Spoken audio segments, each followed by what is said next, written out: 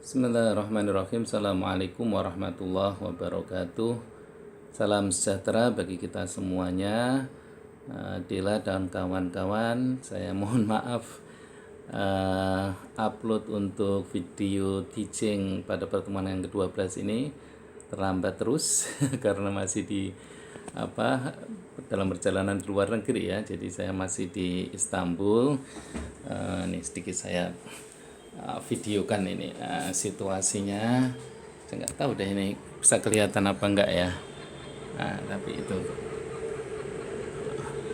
situasi-situasi yang dari hotel ya.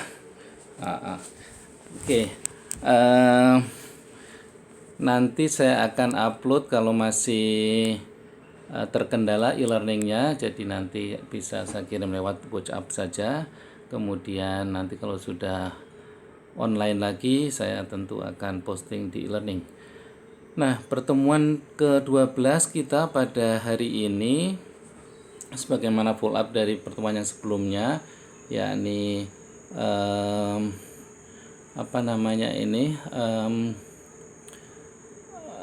apa itu ya, saya menjadi agak lupa. In practice dalam follow up aliansi World War II ya, gitu ya. So, saya harap masih sedikit ingat bagaimana aliansi terjadi dalam Perang Dunia II, dan contoh yang sangat menarik ya yang di dalam praktisnya itu adalah berkenaan dengan studi kasus Pearl Harbor ini ya. Jadi Pearl Harbor ini adalah memang sebuah nama pelabuhan ya, milik Amerika Serikat di Kepulauan Hawaii. Kemudian juga ada pulau lebih kecil lagi agak sedikit ke arah timur ya, mendekati negara Jepang itu sebelah timur Hawaii maksud saya, itu ada namanya Little Bay ya.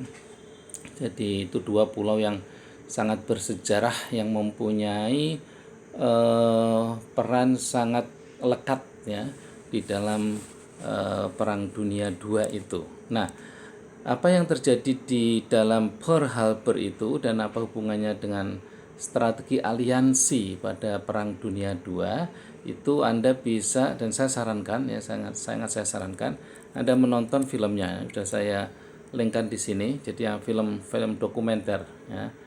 Jadi kalau Anda nanti klik di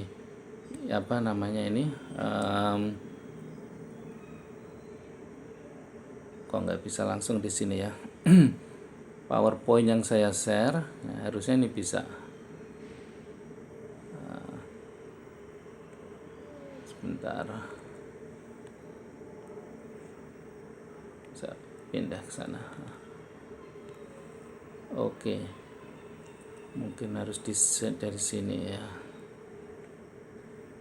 Oke. Nah, no. Oke. Sebentar. Ini always problem.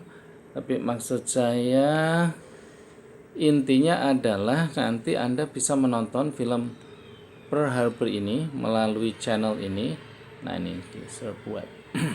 Ya. Oke, klik, cukup panjang memang, sekitar 50 menit. Nah, film ini itu sebenarnya film dokumenter ya, karena ada beberapa versi ya dalam film Pearl Harbor itu. Ya, tentu ada versi Hollywood yang dibuat oleh Amerika ya. Tetapi ini dokumenter. Ini sangat bagus, betul-betul menjelaskan the real fact ya, fakta yang sebenarnya. Anda bisa lihat di situ ya, ketika Desember tanggal 7 tahun 41 ya. Ini di Pearl Harbor ini ya, di pelabuhan Hawaii punya Amerika ya. Nah, judulnya itu Japan Biggest Gamble ya. Jadi ini kayak semacam judi ya, dalam tanda kutip ya, strategi Jepang bagaimana untuk memenangkan Perang Dunia II itu. Nah, sedikit coba diingat ketika pelajaran kita yang ke-11 itu, aliansi yang terjadi antara Jerman dengan Jepang dan Inggris, Amerika plus Uni Soviet. Nah, itulah tergambar ketika yang Perang Pasifik itu, ya, itu di sini, ya, di Jepang ini. Bagaimana Jepang itu luar biasa berperang dengan Amerika, ya. Coba saya percepat, ya.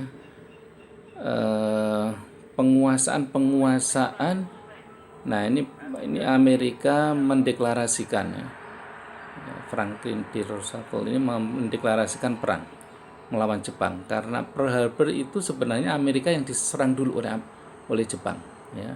Baru kemudian Amerika menyatakan retaliation-nya, ya, atau balas dendamnya, ya, balas menyerang gitu. Nah, oke, Anda nanti bisa tonton sendiri terus sambil santai-santai, ya, tapi sekaligus Anda merenungkan gitu betapa peperangan strategi itu, ya, terjadi di dalam kasus Pearl Harbor ini. Nah, ini saya nggak bisa membayangkan ini. Saya baru betul-betul juga secara detail, ya, menonton film ini, ya, bagaimana Jepang ingin menguasai Pasifik, ya, termasuk yang kemudian Indonesia dikuasai itu bagian dari ini, dari mulai tahun 1941 sampai kemudian 1945 ketika bom Hiroshima dan Nagasaki itu terjadi. Oke, ya. Nah, sedikit ulasan terhadap apa yang terjadi di dalam studi kasus Pearl Harbor ini adalah sebenarnya hanya antara Jepang dengan Amerika, ya. Tentu koalisi-koalisi. Nah, ini Anda bisa melihat ini, ya. Dari Tokyo menguasai Cina, kemudian turun sampai ke Vietnam, Kamboja, ya, Thailand, ya, Malaysia, kemudian tetap masih belum bisa ditaklukkan karena itu ada Inggris di situ, Singapura juga sama, tapi akhirnya terus Jepang ke bawah sampai ke Indonesia itu. Nah, jadi apa namanya itu, ya, penguasaan wilayah pun itu seolah-olah terbagi-bagi gitu antara yang dikuasai oleh koalisi Jerman Jepang dan yang dikuasai oleh koalisi Inggris, Amerika, Uni Soviet pada saat itu, gitu, ya. Oke, jadi saya berhenti di sini dulu berkenaan dengan masalah video ini. Nanti Anda tonton sendiri sampai selesai lah, meskipun itu dalam bahasa Inggris tapi cukup mudah kok untuk dipahami, ya, dan sangat menarik, ya, karena itu bisa juga sebagai bahan pelajaran bagi kita, ya, di dalam kehidupan. Nah, sekarang saya akan kembali pada masalah bagaimana strategi itu, ya, strategi yang terjadi di dalam Perang Dunia II itu, terutama yang berkenaan dengan kasus Pearl Harbor ini, itu ada di dalam buku ini, ya. Jadi nanti juga saya akan share, ya. Ini berkenaan dengan masalah konsep diplomasi koersif, ya, konsep diplomasi yang memaksa gitu. Jadi bagaimana, jadi intinya perang itu tidak kemudian sekedar perang gitu, beradu senjata, itu tidak, ya. Tentu di balik itu, ya, ada apa namanya itu, usaha-usaha, ada cara-cara diplomasi gitu, ya, yang itu terjadi, ya. Nah, kemudian mungkin tidak adanya kesepakatan atau mungkin ada apa namanya itu, istilahnya itu kerakusan, ya, dalam tanda kutip terhadap apa namanya kekuasaan itu, ya. Makanya ketika diplomasi sedang berlangsung, perang juga berlangsung gitu. Nah, inilah yang bisa kita pelajari di dalam konsep diplomasi yang memaksa ini. Nah, ada beberapa istilah, ya, rekan-rekan sekalian, minimal ada 3 hal. Yang pertama itu istilah koersif, ya, atau pemaksaan. kemudian ada yang namanya defensif, pernah kita bahas juga ya, jadi agak semacam pembelaan gitu ya, defense ya, pertahanan diri ya. Kemudian ada yang namanya ofensif ya, itu menyerang dia, agak agresif gitu. Nah, istilah-istilah itu ya, coercive, defensive, offensive ya, itu yang terjadi ketika dalam situasi Pearl Harbor ini ya, dalam situasi kompetisi koalisi atau kompetisi aliansi antara Jerman, Jepang, Inggris, Amerika, Uni Soviet ya, itu terjadi ya. Jadi bagaimana diplomat-diplomat mereka itu ya, negara-negara yang terlibat di dalam aliansi-aliansi itu tadi ya, itu selalu menggunakan cara-cara ini ya. Nah, siapa yang koersif Pak, siapa yang defensif, siapa yang ofensif, itu sangat cair ya di dalam peristiwa itu ya. Tetapi secara teori, kalau boleh saya bacakan di sini ya. Jadi kita pahami dulu yang dimaksud dengan konsep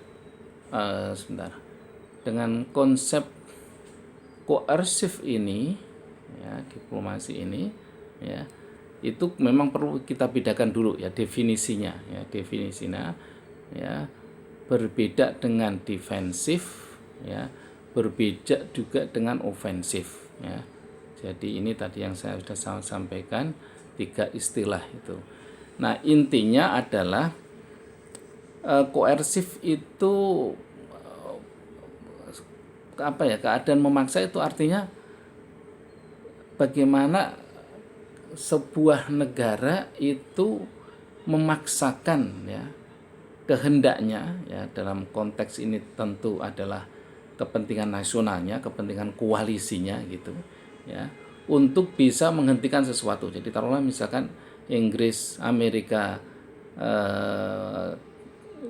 Uni Soviet ini bisa menghentikan Jerman dan Jepang gitu ya di dalam peperangan ini gitu ya. Sementara pihak yang berikutnya atau yang lawannya tentu antara apakah dia defensif atau ofensif, apakah dia mempertahankan diri ya tetap dengan gayanya itu Jerman menginvasi Uni Soviet ya, kemudian Jepang mulai meluaskan teritori penguasaannya ke Pasifik seperti itu ya. Atau dia malah ofensif, ya udah serang aja gitu. Nah, bisa jadi ya, saya belum menemukan secara pasti di dalam jurnal ataupun sumber yang lainnya, bisa jadi serangan Pearl Harbor oleh Jepang itu adalah sebuah strategi ofensif. Bisa jadi seperti itu. Nah, yang kita pelajari di sini itu hanyalah definisinya ya. Definisi koersif diplomasi itu apa, defensif itu apa, ofensif itu apa. Nah, untuk menjelaskan 3 konsep itu, kasus studi Pearl Harbor itu sangat menarik gitu ya. Jadi dia bisa bisa menggambarkan ya in practice ya, di dalam prakteknya ketika sebuah diplomasi itu dilaksanakan, tetapi di saat yang sama peperangan pun ternyata terjadi gitu. Nah, ada hal lain di sini, ada terms yang agak berbeda di sini ya. Jadi ini sering keluar di dalam istilah-istilah umum ya. Jadi ada istilahnya blackmail strategi ya. Blackmail itu pemerasan ya, dalam bahasa Indonesia, dalam bahasa kamusnya gitu. Jadi strategi pemerasan gitu. Nah, maksudnya apa dalam strategi pemerasan itu? Ya, apakah defensif, apakah ofensif? Tentu perhitungan-perhitungan yang dipunyai oleh sebuah negara ketika mereka menggunakan model-model diplomasi itu, ada upaya untuk pemerasan ini, strategi pemerasan ya. Maksudnya strategi pemerasan itu apa? Ya, dia berbicara apa, tapi kemudian langkah yang diambil itu apa gitu ya.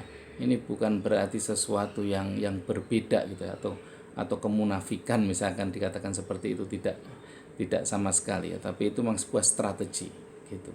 Jadi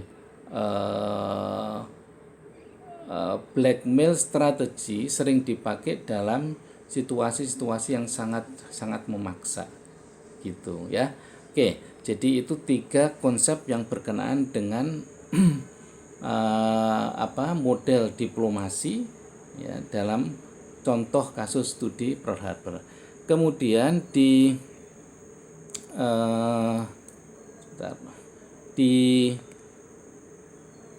slide yang selanjutnya ya, itu masih juga menjelaskan ya lebih mendalam atau lebih memfokus pada masalah koersifnya ya, masalah diplomasi koersifnya ini. Jadi sebentar, saya kembali lagi. Oke.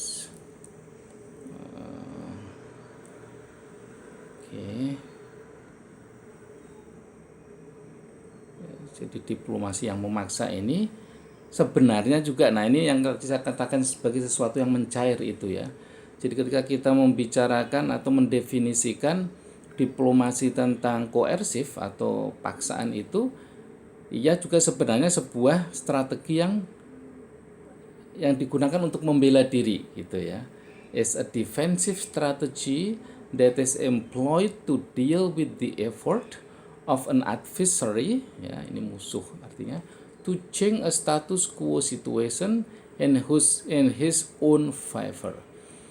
Jadi diplomasi paksaan itu adalah juga sebenarnya strategi untuk membela diri ya, yang diterapkan dengan usaha-usaha ya untuk bisa mengubah situasi status quo ya pada lawannya atau pada musuhnya ya. Bagaimana mengubahnya? Ya diubah sebagaimana apa yang dia inginkan gitu ya. Jadi misalkan negara A yang menggunakan diplomasi paksaannya terhadap negara B, itu sebenarnya di saat yang sama negara A itu mempertahankan strategi membela dirinya ya, tetapi di saat yang sama dia menggunakan usaha-usaha untuk mengubah status quo musuhnya negara B itu agar apa? Agar sesuai dengan keinginan dia gitu ya. Jadi ya dengan kata singkatnya pokoknya A ini ya, katakanlah begitu ya, negara A ini memaksa B untuk biar bagaimana negara B itu sesuai dengan keinginan negara A gitulah ya. Itu coercive diplomasi artinya ya. Dan itu tentu menggunakan strategi yang sangat luar biasa ya.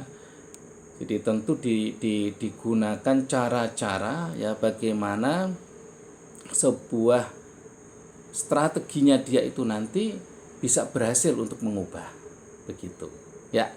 Oke, kira-kira seperti itulah rekan-rekan ya di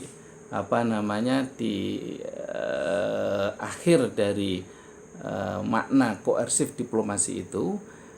Nah, saya ingin sekali lagi dari apa yang saya sampaikan berkenaan dengan koersif, defensif, ofensif ya maupun blackmail tadi ya, istilah-istilah itu muncul di dalam strategi-strategi ya yang digunakan oleh aliansi pada Perang Dunia II ya, sebagaimana yang saya jelaskan pada pertemuan yang ke-11 itu. Nah, dalam kasus Pearl Harbor ya, hal-hal tadi itu coercive, defensive, offensive, blackmail itu sangat kentara sekali ya. Kita bisa melihat di situ ya. Kita bisa melihat di dalam film dokumenter yang 1 jam itu bagaimana model-model diplomasi itu diterapkan. Saya kira demikian ya, semoga bermanfaat. Saya akhiri, silahkan nanti bisa dilihat-lihat lagi, bisa ditonton lagi video ini ya.